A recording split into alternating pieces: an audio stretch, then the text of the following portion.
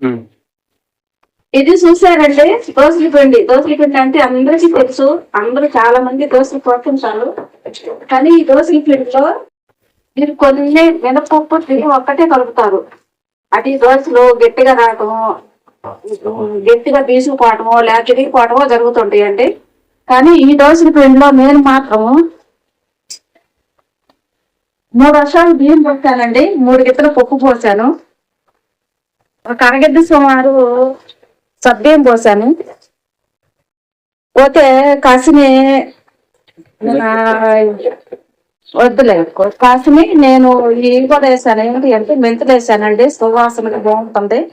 సబ్బియ్యం వేయటం వల్ల ఏమవుతుందంటే బాగా మెత్తదనంగా మెతుకుపోతుందండి. అది మనం మిక్సీ వేసుకునేటప్పుడు కావచ్చు, లేకపోతే బియ్యం కడిగినప్పుడే కావచ్చండి. కాకపోతే మనం తినే అన్నం కూడా కొంచెం కలిపితే అన్ని కలిపి మిక్సీ కలిపి కొట్టుకుంటే పిండి చాలా బాగుంటుందండి. దోశ వేసుకున్నా కూడా మెత్తదనంగా, అసలు సాయంత్రం దాకా ఉన్నా కూడా మెత్తదనంగా వచ్చిందండి దోశ.